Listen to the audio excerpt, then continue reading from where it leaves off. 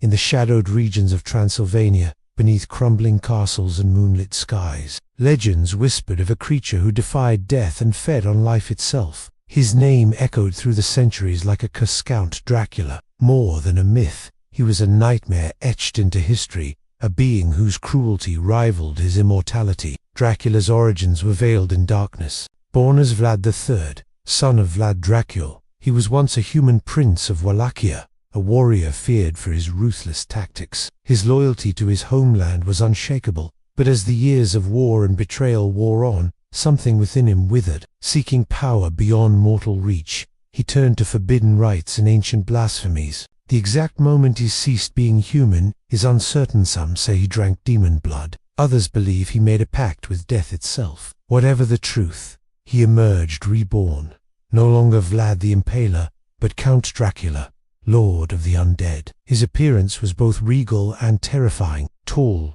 gaunt, with pale skin stretched tightly over high cheekbones. His eyes burned with unnatural red fire, and his teeth sharp as daggers gleamed under torchlight. He dressed in aristocratic robes, black and crimson, a mockery of his noble heritage. Yet beneath the facade of civility was a monster that hungered eternally. Dracula's powers were as vast as they were unnatural. He could shapeshift into bats, wolves, or mist, slipping through cracks and keyholes unseen. He possessed strength far beyond any man, could control minds, and summon storms with a whisper. His greatest weapon, however, was his immortality. Death could not claim him by ordinary means. Only sunlight, a wooden stake through the heart, or decapitation could end his reign. But few dared try, and even fewer lived to speak of it. Despite his monstrous abilities, Dracula was not mindless. He was a strategist, a predator who took pleasure in manipulation and fear. His mind was sharp,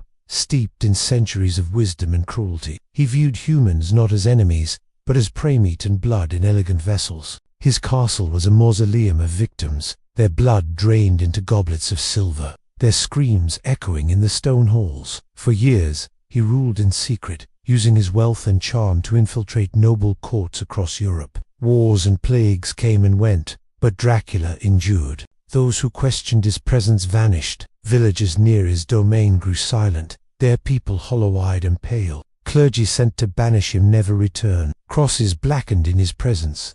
Mirrors refused to reflect him. But darkness breeds resistance. A secret brotherhood of scholars, hunters, and priests, known as the Order of the Crimson Dawn, began piecing together the truth. Led by Professor Abraham van Helsing, they traced Dracula's movements, gathering ancient texts and cursed relics. They hunted his spawn across the continent, each skirmish costing lives and blood. Their greatest challenge lay ahead.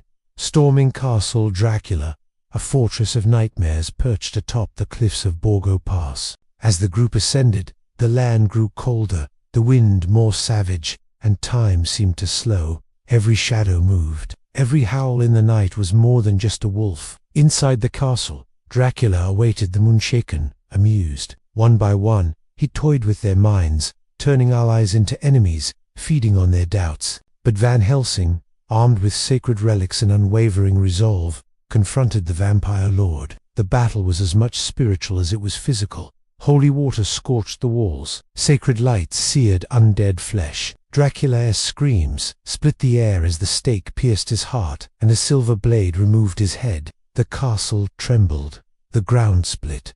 And then silence. But legends never die. Some say the Order's victory was final. Others believe Dracula's essence escaped, drifting like fog through forgotten catacombs. His followers, though scattered, still whisper of his return. The world, they claim, has forgotten fear, but he remembers. And when the stars align once more, when blood flows freely and faith wanes, Count Dracula shall rise again.